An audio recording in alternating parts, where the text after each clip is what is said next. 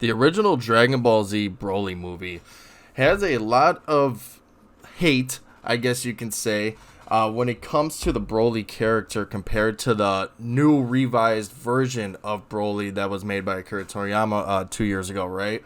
A lot of people just don't like how he was this, mindless monster, and all he did was scream Kakarot and Kakarot, Kakarot, things like that. But when you really break it down, that original story about Broly and that original character of Broly actually might have been deeper than we thought. With the new Broly, just in contrast, you see it's more kind of about the revenge against Vegeta, as obviously King Vegeta's not around anymore, and there is a focus on Goku, but not as drastic as it was in the original, which makes sense for the new movie storyline, right? But in the original, he was more focused on Kakarot, as you can tell, and a lot of people seem to have an issue with this. But if you really dive into the psychological point of view of that original Broly movie, there might actually be an explanation as to why it makes sense in that context. Why it makes sense for Kakarot to be triggering Broly, making him crazy, and why he would always be saying Kakarot, Kakarot, right? And today, that's what we're going to go ahead and dive into. First of all, we need to have a better understanding of the psychological repercussions that real people in the real everyday world face, right? And two of these that I believe correlates to Broly, specifically in the original Broly movie, is trauma and PTSD, right? So let's break down into what those things actually are. Trauma is pretty much an event that damages the mind, something drastic, devastating to somebody that somebody can't really cope with at all. And that's something that Broly definitely went through, right? And we'll break that down in a little bit. And then what else? There's post-traumatic stress disorder, right? And this is pretty much a disorder in which a person has a hard time recovering from something. It's always kind of stuck with them, right? And they could have vivid flashbacks. They could have moods of anger and rage and nightmares. And also, like, there's things that remind people of these events that happen, these traumatic events that happen to them, and it causes rage and anger and violence and things that are uncontrollable to us because of that trauma that's being reminded to us, right? Another thing we need to remember too is post Planet Vegeta's destruction, right? Broly's upbringing with Paragus. Now, it's not that Paragus didn't love his son. I actually believe that he did, based on what we saw, right? But his approach to parenting probably wasn't the best, right? I mean, you see that he did try to control his anger, and he wasn't really too much of an advocate of Broly's violence. However, he would use his power when he needed to use it, right, to further his own agenda.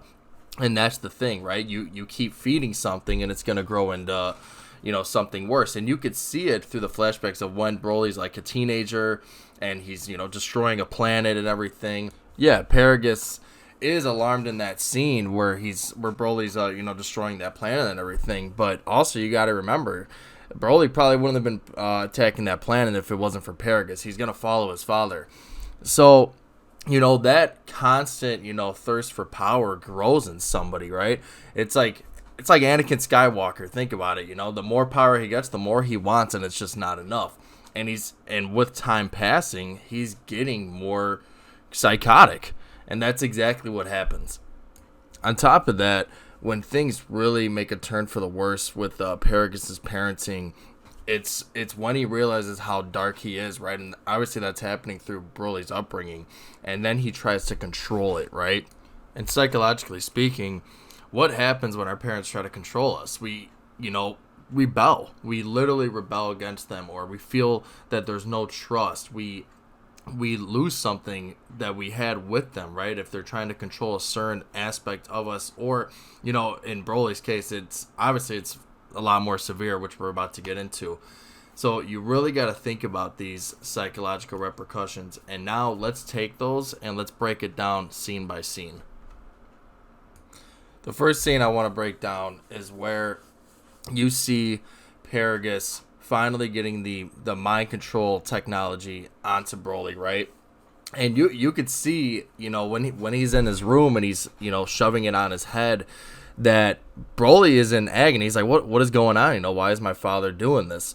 So think about that, what it does. I mean, he almost immediately kills him. Yeah, I get it. Like, maybe killing him is probably, overkill. Pun not intended. But realistically, like, what would you do in that situation? You would freak out too. You'd be like, what is going on? Like, this guy, I saved his life. This is my father, and he's trying to do something to me, right? So right there off the bat, that's going to make Broly even more crazier than he previously was. Now, next, let's get into the point of pretty much when Broly got stabbed, right? And as we explained before, Broly was in an incubator next to Kakarot, right? And Kakarot was crying for hours and hours. And obviously it was irritating Broly, right? But I don't think it was just the crying that really, like, made him into this evil, demon pretty much, right? Let's really think about this on a deeper level. So when the guards came in and they picked up Broly and stabbed him, he was right there next to Kakarot while Kakarot was still crying, right? And what does this go back to? A traumatic event and post-traumatic stress disorder. When you have that PTSD, anything that reminds you of a certain devastating or super traumatic event is going to set you off, right? And that crying from Kakarot stuck with him for throughout his whole years of growing up. He heard that while he was stabbed and left for dead with his father. Now, does that mean he's not going to have any hatred towards, Prince Vegeta and King Vegeta? No, of course he probably still does. But there's also a lot of room for him to have hatred towards Goku as well, because it correlates with all his pain and agony that he had to go through. So, really, if you think about this, it makes almost perfect sense as to why when he first saw Kakarot, his rage started even overpowering the mind control technology that Paragus made to control his son, right? Because sometimes you act irate, you're uncontrollable, and that was basically the story behind Broly. He was this uncontrollable, unstoppable freak, right, with a rage that was unparalleled. And that's exactly what happened throughout the movie. You see with these encounters with Kakarot going more and more, he's getting more angry, more out of control, can't suppress his rage level, until finally he just explodes and, he transforms into the legendary Super Saiyan. Now he's free from everybody's control. He's literally just a monster with maximum energy, pretty much, right? And it really does make total sense.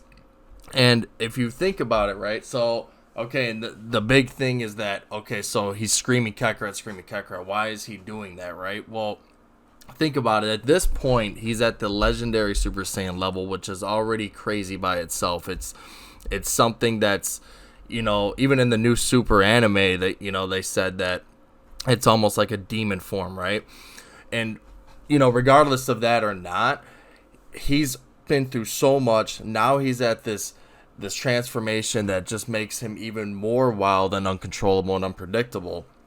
And he doesn't have a lot of thoughts going through his head. Like, you can see there's times in the movie where he clearly, talks and he could have a conversation. But Kakarot is like his only main objective. He just wants to kill that past thing, right? And again, this correlates to, everyday humans that have PTSD. If there's something that's reminding them of, this bad event that happened in their life, they want to kill that thing that's reminding them. They want to change something. They want to get rid of that reminder, because it's a constant battle in your head where it's haunting almost, And I do feel that had something to do with Broly's rage against Kakarot and why he was screaming Kakarot, because he just wanted to get rid of him. Just the presence of Kakarot, just seeing him again, literally flared up these emotions that he hasn't felt in so many years, but was just there built up inside of him. In conclusion, I definitely do think the original Broly character was a disturbed, deranged Saiyan, for sure, and I do believe, probably not really highlighted or super in detail psychologically of those characteristics of him. I do believe in the subcontext of the film that these things are present, and you could really, analyze these things. I'm actually curious to see what you guys think. If you guys agree with me or disagree with me, definitely leave your comments down below of your thoughts Other than that, I really hope that you guys enjoyed this. If you're liking my content, we do have the Mandalorian review coming out on Friday early morning, and we got a couple other things in the works for the next few weeks, definitely. So please leave a comment, like, subscribe, and share this, and I'll catch you guys next time. Take care of yourselves.